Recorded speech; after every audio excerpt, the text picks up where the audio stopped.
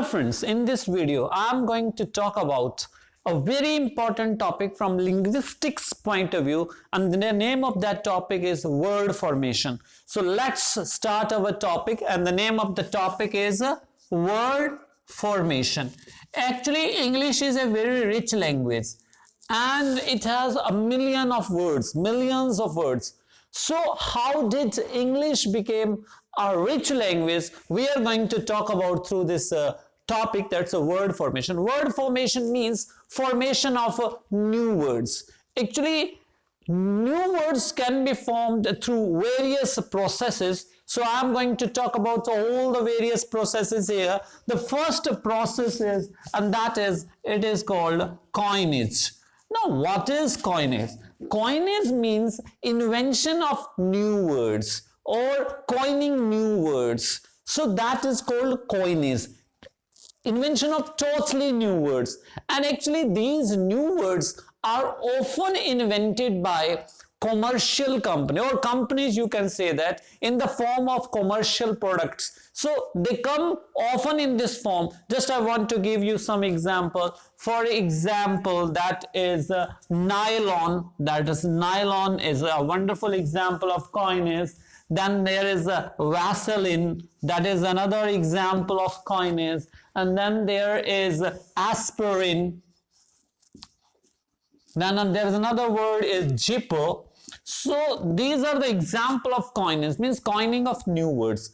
And there is a special variety of coinage also, that is called eponym. Now what is that variety? Eponym.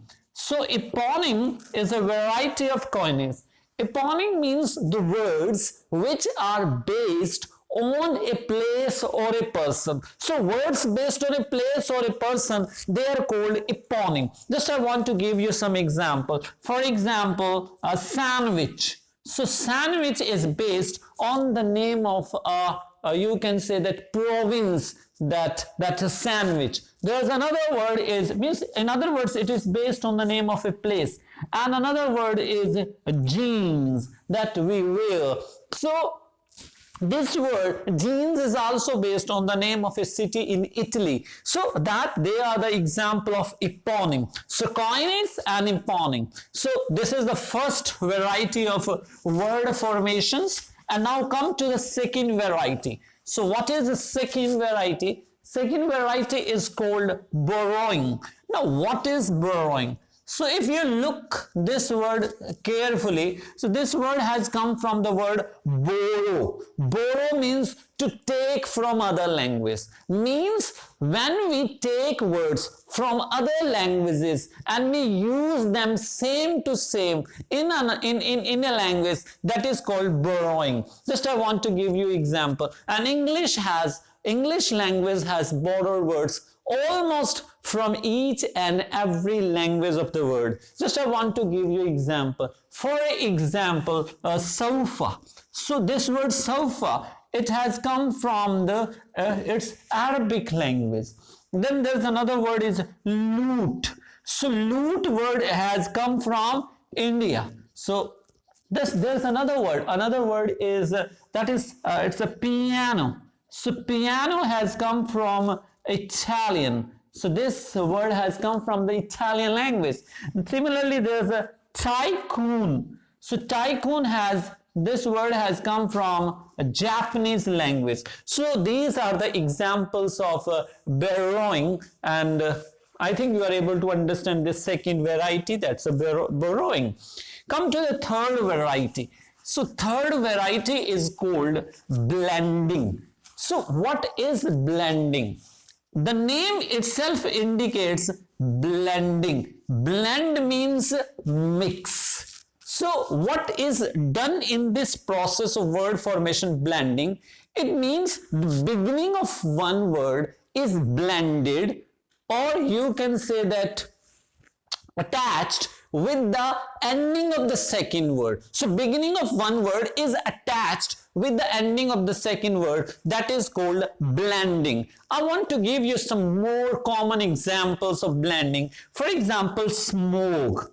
you must have heard this word smog. Smog is a wonderful example of blending because this word has come from a smoke and plus fog. So there's a mixing. So we in the formation of smog, we have taken that S and M from smoke and OG from fog, and we have formed smog. So one more example. There are numberless words of blending. There are numberless examples of blending, but I want to give you one more example. And another example, very common example, is brunch.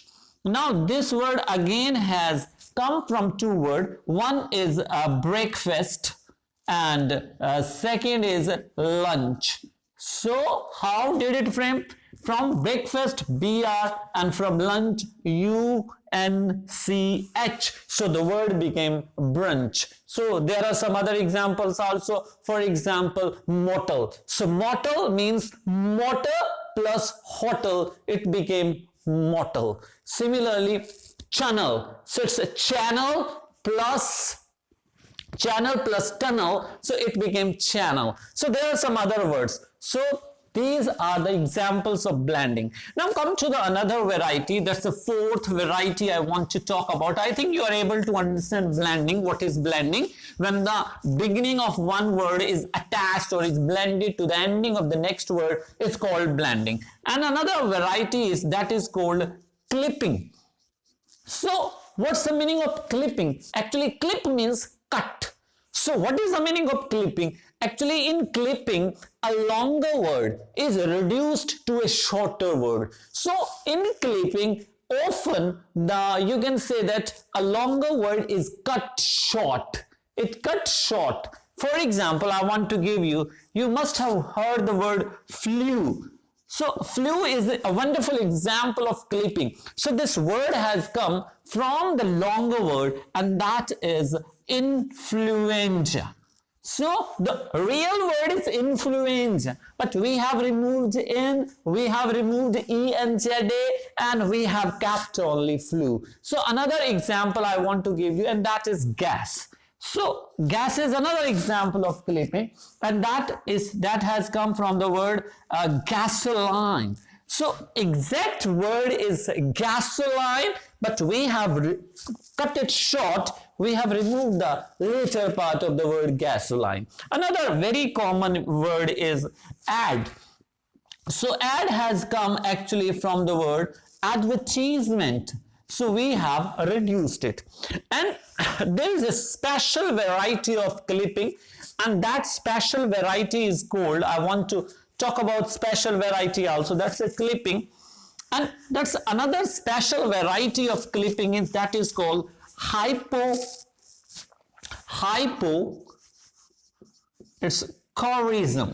So what is hypocorism? So in hypocorism, actually it is a variety of clipping. In hypocorism, as we do in clipping, the word we reduce the word, we cut it short.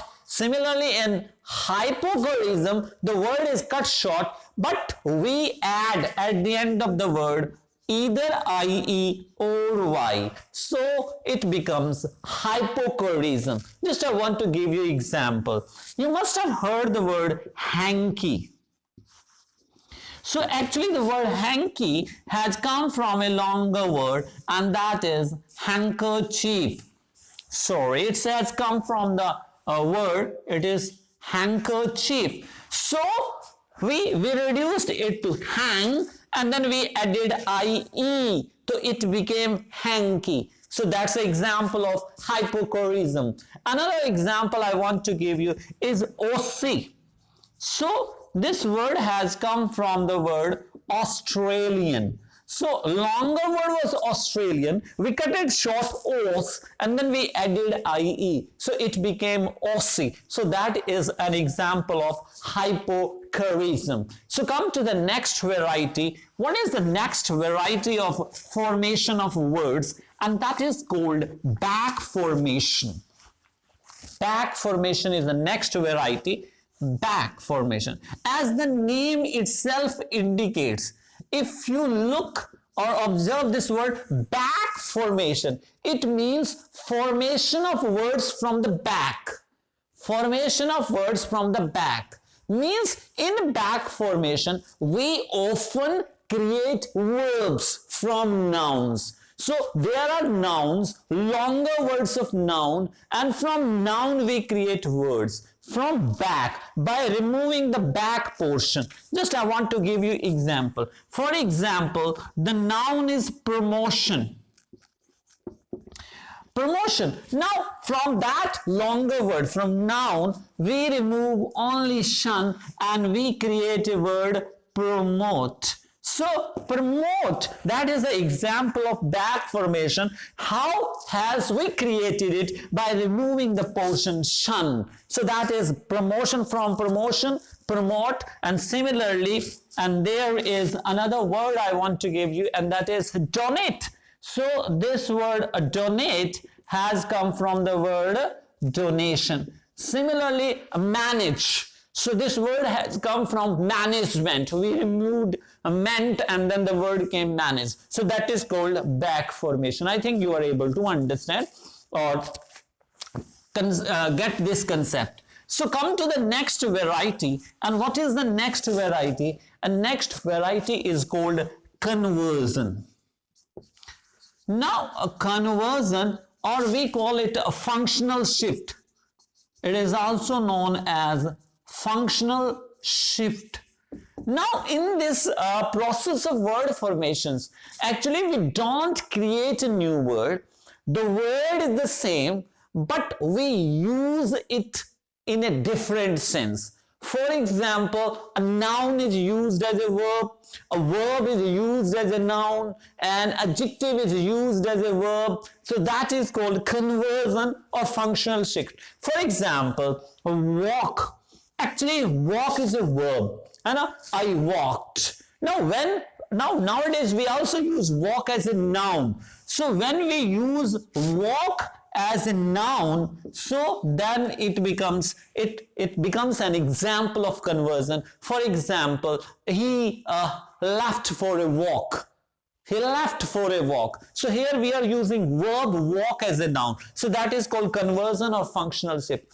Another, similarly, we can use a noun. Chair is a noun. We can use at a verb also. For example, he chaired the session. I purchased a chair, he chaired the session. So we are using chair as a noun. So that's noun as a verb. Now similarly, as an adjective as a verb. For example, the word empty. It is an adjective, empty room. So we can use it as a verb also. For example, I emptied the room. So here we are using adjective as a verb. So this is another example of conversion or functional shift. So come to the another variety, and another variety is acronym. Now what is acronym?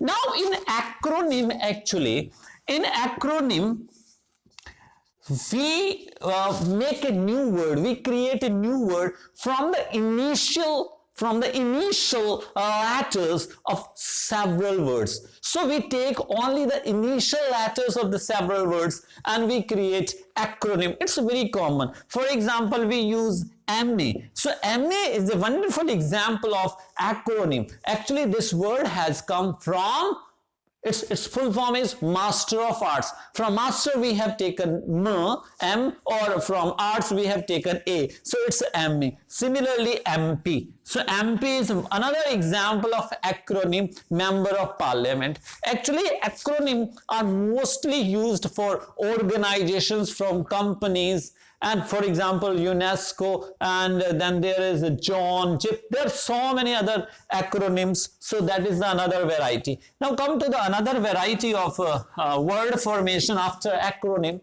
and that is compounding.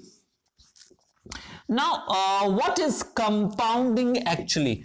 As the word indicates, compound. Compound means combining, combination of two different words. Combination of two different words. When we compound two different words, then it became compounding. Compounding may be noun plus noun. Compounding may be adjective plus noun. These are the examples of compounding. Just I want to give you example of noun plus noun. For example, you must have word book text. Not actually book text. I have written it a little bit reverse. It's a textbook. Now, textbook is a wonderful example of compounding. There are two words. Text is a noun, book is a noun. When we combined it, it became compounding. Then I want to give you example of adjective also, and that is adjective, and that is fast friend. Fast friend. So here we are using adjective plus noun. Fast is adjective, friend is noun. Similarly, adjective, good looking. So good is adjective, he is a good person, and looking. So we have added two adjectives. So another we have formed compounding. So these are the examples of compounding. Come to the another variety. Another variety is called derivation. Now, what is derivation actually? Derivation actually is a formation or creation of new words by adding suffixes or prefixes to the root. Suffixes or prefixes. Now, what are suffixes and prefixes? So, suffixes are those words which are attached at the back, or prefixes are those words which are attached to the yes, you can say that beginning, at the beginning of the root. So suffixes and prefixes, when we create new words by adding suffixes or prefixes, that is called derivation. Just I want to give you example. For example, there is the word profession. Now profession is a noun. Clear? If we add al suffix it, so it becomes adjective, so it becomes professional. So it's a wonderful example of derivation. There are thousands and lakhs of compound words. Similarly, teach plus er, teacher, manage plus ment, management. So there are different examples of derivation there. And come to the last variety of word formation. And last variety of word formation is called, it's called echoism. Now, what is echoism? So this word, look at the word echo. Now what is echo? Echo means sound. So means creation of new words from natural or artificial sounds. So when we create new words from natural or artificial sounds, that is called echoism. For example, you must have heard the word roar of a waterfall. Now the roar, actually roar is the sound of a lion. So we have taken the sound of a lion and we have applied it to a waterfall. So that is a creation of new words. It's roar of a waterfall. That is the natural imitation of the natural sound. Similarly, we can use artificial sound also. For example, for bell we use an artificial sound, and that is called clang. So clang our bell, or roar of a waterfall. So that I have given you two examples. Similarly, there are thousands of other examples of echoism. So these are different methods or processes of forming new words. So I hope that you must have enjoyed this lecture and you must have learned something new. And if you think so, then don't forget to subscribe my channel so that you may get such valuable videos in future also. And don't forget to like, share and comment on it. Thanks.